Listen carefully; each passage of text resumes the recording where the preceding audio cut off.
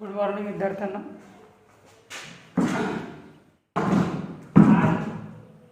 आपलं online classes आहे आणि जे काही ऑफलाईन क्लासेसचे 2-2.5 महिने गेलेले आहेत त्या 2-2.5 महिन्यामध्ये आपण पहिला युनिट शिकलेले आहोत आणि चांगल्या प्रकारे शिकलेले आहोत आणि ते तुम्हाला चांगल्या प्रकारे समजलंसुद्धा आहे। पण पुन्हा आपल्याला ऑनलाईन क्लास घेण्याची वेळ आलेली आहे आणि जे काही आपण ऑनलाईन क्लासेस घेतो आहोत ते तुम्ही सर्व व्हिडिओ बघत चला, कारण याच्यानंतर होणारी परीक्षा ही ऑफलाईन राहील विद्यापीठ स्तरावर आणि ते तुम्हाला अभ्यास केल्याशिवाय परीक्षा देता येणार नाही। आता जी परीक्षा सुरू आहे तुमची किंवा झालेली आहे BCom 5th सेमची, ती ऑब्जेक्टिव्ह परीक्षा झालेली आहे आणि याच्यात तुम्ही तुक्के मारले असाल तरी ते काउंट होतील, बरोबर असतील तर तुम्हाला बरोबर मार्क्स मिळतील।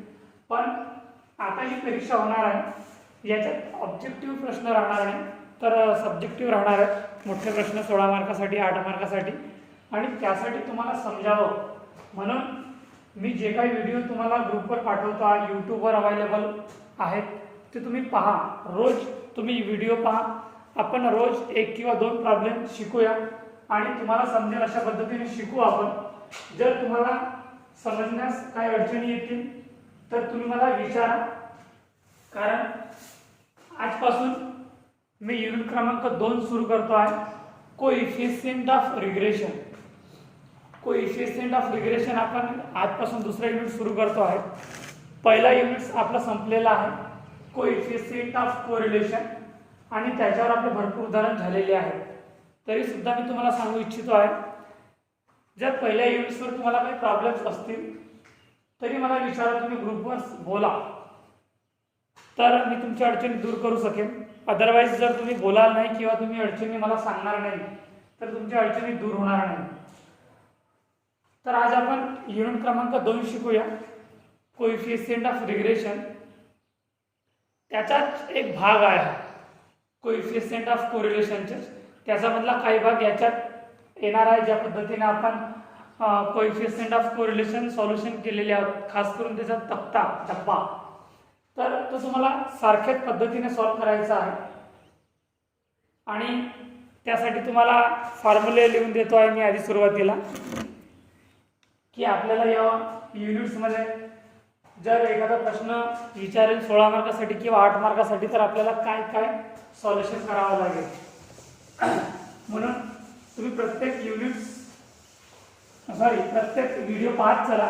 मी तुम्हाला प्रॉब्लेम्स सुद्धा पाठवत आहोत आणि त्याचं सॉल्युशन सुद्धा व्हिडिओच्या स्वरूपात पाठवत आहोत। मागच्या सेमिस्टरला तुम्ही व्हिडिओ परिपूर्ण बघितलेले नाही आणि त्याची अडचण तुम्हाला भासली असेल परीक्षेच्या काळात, ज्यावेळी तुम्हाला परीक्षा सुरू होती ऑनलाईन त्यावेळी। म्हणून तुम्ही प्रत्येक व्हिडिओ पहा आणि प्रत्येक प्रॉब्लेम्स मी तुम्हाला जे सांगतो आहे ते तुम्ही चांगल्या प्रकारे ऐकून घ्या। Coefficient of regression,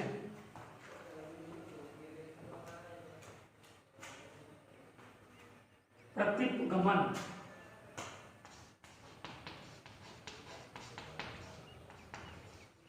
coefficient of regression, coefficient of regression, regression analysis.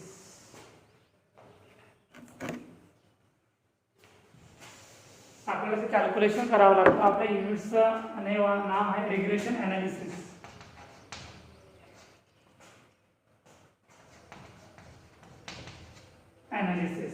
Regression analysis याचे फॉर्म्युले बघा।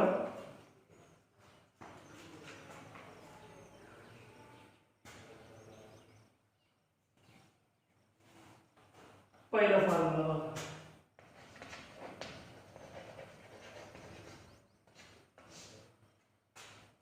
ये point regression coefficient,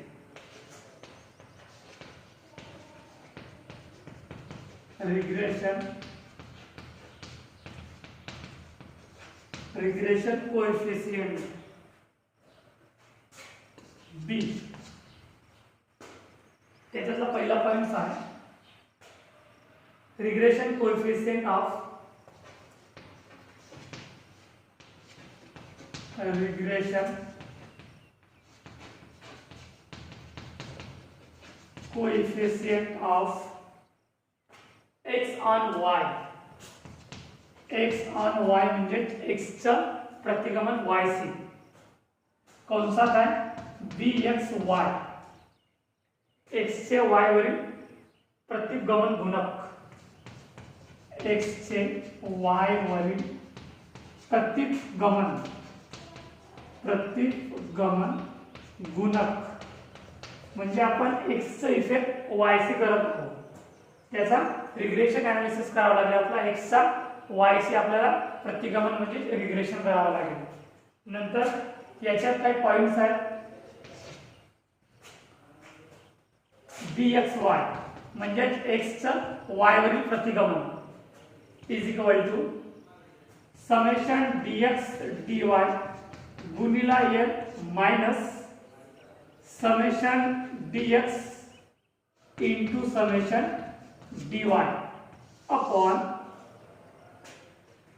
summation dy square into n minus summation dy whole square नंतर दूसरा point bxy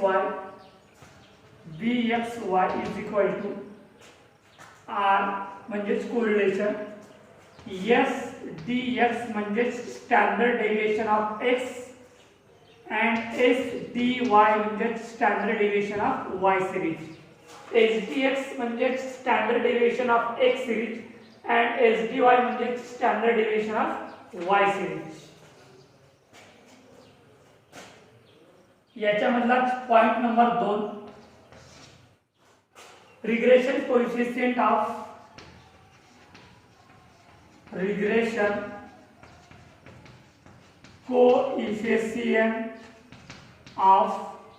y on x म्हणजे y चे x ची प्रतिगमन म्हणजे bys y चे x वरील प्रतिगमन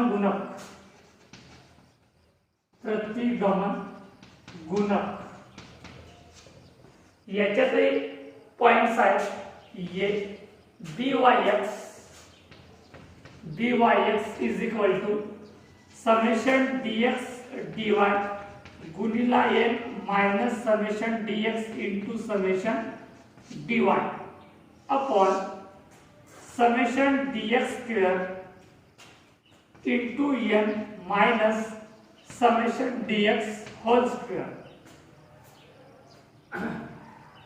b points bys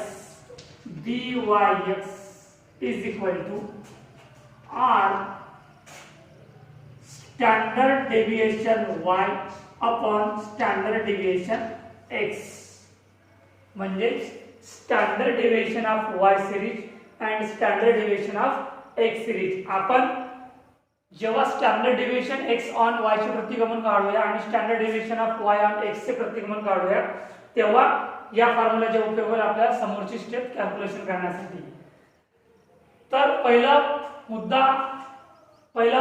फॉर्म्युला आपला लिहून झालेला आहे रिग्रेशन कोएफिशिएंट म्हणजे याच्यात पहिला पॉइंट आहे regression coefficient of x on y म्हणजे x चे y सी प्रतिगमन त्याला शॉर्ट फॉर्म आहे bxy हा जो b दिलेला आहे नंतर याच्यात bxy आपल्याला आधी कोरिलेशन काढावं लागेल x चं तर summation dx dy into n minus in bracket summation dx into summation dy bracket is close upon summation dy square into n minus in bracket summation dy whole square नंतर b points आहे bxy is equal to r म्हणजे correlation s dx upon s dy म्हणजे standard deviation of x series and standard deviation of y series नंतर दुसरा points आहे ज्या पद्धतीने आपण x चे कॅल्क्युलेशन केलेले आहे त्याच पद्धतीने आपल्याला y चे कॅल्क्युलेशन करावे लागेल y चे x वरील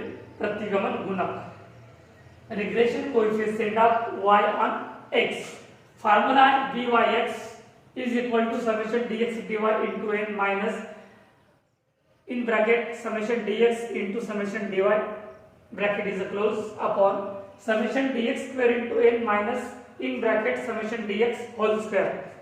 Second point, byx is equal to r for म्हणजेच correlation s dy and s dx याचे अपोजिट फॉर्म्युला आहे. याच्यात x सिरीज आहे आणि y सिरीज आहे. तर विद्यार्थ्यांना हा फॉर्म्युला तुम्ही लिहून घ्या. मी तुम्हाला तसंच पीडीएफच्या स्वरूपात किंवा याची फोटोकॉपी मी तुम्हाला ग्रुपवर पाठवेन. ते तुम्ही चांगल्या पद्धतीने लिहून घ्या. याच्यानंतर आहे बी पॉइंट्स. याला मी मिटवतो आहे. बी points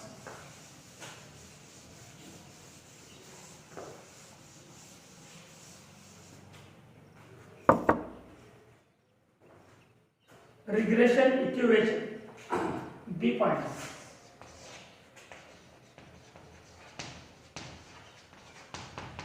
Regression equation. Regression equation. याच्यात पहिलं पॉइंट आहे regression equation of regression equation of x on y म्हणजे x चे y वरील अधिक्याचे प्रतिगमन. अधिक्याचे प्रतिगमन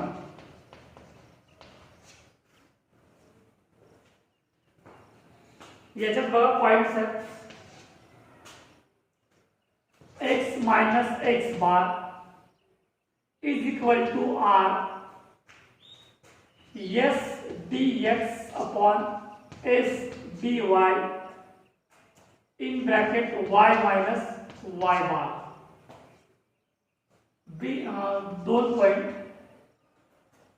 x minus x bar is equal to summation dx dy into n minus summation dx into summation dy upon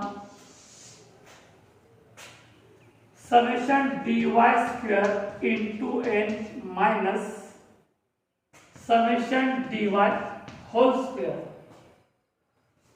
y minus y bar. Third point,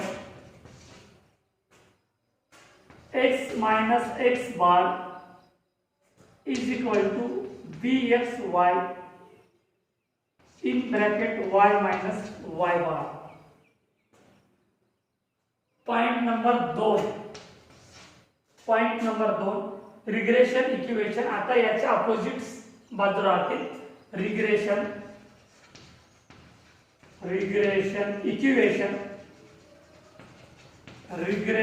equation of y on x म्हणजे y चे x वरील अधिक्याचे प्रतिगमन. अधिक्याचे प्रतिगमन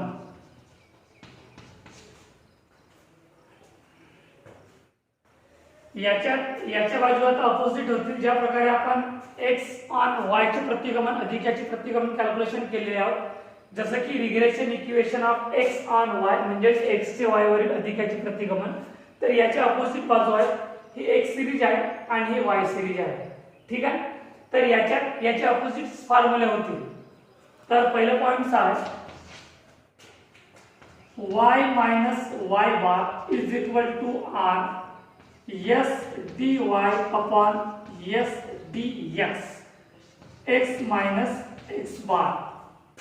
Point number 2, y minus y bar is equal to summation dx dy into n minus summation dx into summation dy upon summation dx square into n minus summation dx whole square.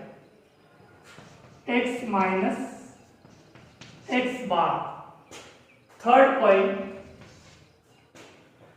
y minus y bar is equal to byx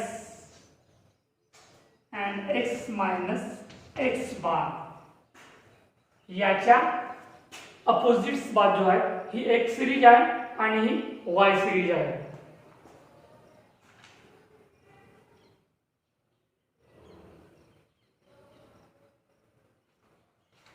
हे फॉर्म्युले तुम्ही लिहून घ्या.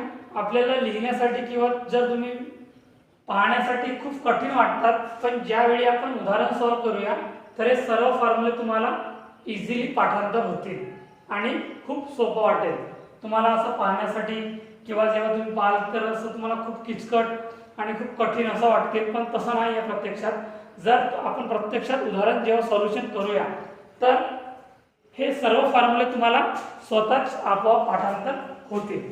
नंतर याच्यानंतरचं बघा, हे झालं प्रतिगमन, अधिकाचे प्रतिगमन आणि अधिकाचे प्रतिगमन आणि प्रतिगमन गुणक, हे झाले याचे फॉर्म्युले. आता आपण कोएफिशिएंट ऑफ कोरिलेशन याचा फॉर्म्युला लिहूया आणि याचा फॉर्म्युला तुमच्याकडे ऑलरेडी लिहिलेला आहे आणि तुम्हाला ऑलरेडी पाठांतर आहे, तरी सुद्धा आपण तो फॉर्म्युला लिहून घेऊया. पॉइंट नंबर सी हा झाला पॉइंट नंबर बी. याच्या आधी आपण पॉइंट नंबर ए शिकले म्हणजे लिहिलेले आहोत. आता पॉइंट नंबर सी घेऊया.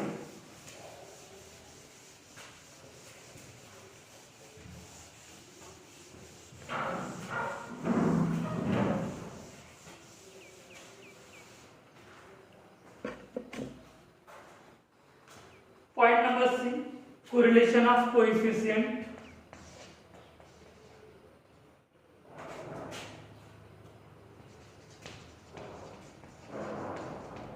Correlation of coefficient. फॉर्म्युला त्याच्यात एक point, r is equal to summation dx dy गुणिला n minus summation dx into summation dy upon whole square summation dx square गुणिला n minus summation dx whole square गुणिला summation dy square गुणिला n minus summation dy whole square. हा formula आपण units number 1 मध्ये शिकलेले आहोत आणि हा तुम्हाला चांगल्या पद्धतीने माहित आहे. Point number 2, r is equal to root bxy गुणिला byx. आपण जो पहिल्या युनिट्स मध्ये शिकलेले आहोत कोएफिशिएंट ऑफ कोरिलेशन, हा त्याचा फॉर्म्युला आहे आणि हा जो आपण नेक्स्ट मध्ये फॉर्म्युला लिहिलेला आहोत हा रिग्रेशन वरील कोएफिशिएंट ऑफ कोरिलेशन आहे. याचा फॉर्म्युला आहे रूट bxy इंटू byx. म्हणजे हा झाला सहसंबंध आणि हा झाला आपला रिग्रेशन कोएफिशिएंट ऑफ कोरिलेशन. हा रिग्रेशन वरील कोरिलेशन आहे आणि हा सहसंबंधावरील कोरिलेशन आहे. Point number D. Point number D मध्ये standard deviation. Standard deviation. Standard deviation याचा फॉर्म्युला आहे एसडी म्हणजे standard deviation is equal to under root summation dx square upon n minus summation dx upon n whole square into i. Next point आहे standard deviation of variation. Standard deviation is equal to याचा आपल्याला variation calculation करावं लागेल. Variation तर विद्यार्थ्यांनो, हे झाले फॉर्म्युले आणि हे तुम्हाला चांगल्या प्रकारे पाठांतर करावं लागेल. आपण जसे जसे उदाहरण शिकूया तसे तसे तुम्हाला हे फॉर्म्युले पाठांतर होतील. आणि जर दिसण्यासाठी जर हे कठीण असतील पण मात्र प्रत्यक्षात आपण जेव्हा हे उदाहरण बघूया तर तुम्हाला ते सर्व फॉर्म्युले पाठांतर होऊन जातील. ज्या पद्धतीने आपण कोरिलेशनचे फॉर्म्युला सॉल्युशन केलेले आहेत, कोएफिशिएंट ऑफ कोरिलेशन, तर तुम्हाला सुरुवातीला थोडी अडचण गेली पण मात्र शेवटी जेव्हा आपण चांगल्या प्रकारे उदाहरण शिकलो तेव्हा तुम्हाला ते सर्व फॉर्म्युले पाठांतर होऊन गेले.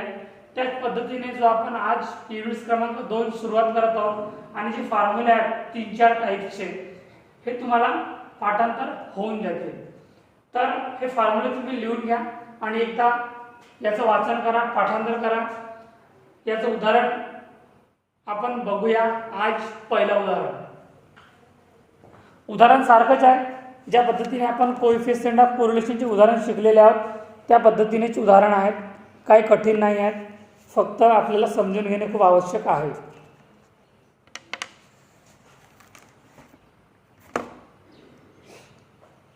तर याला मी मिटवतो आहे.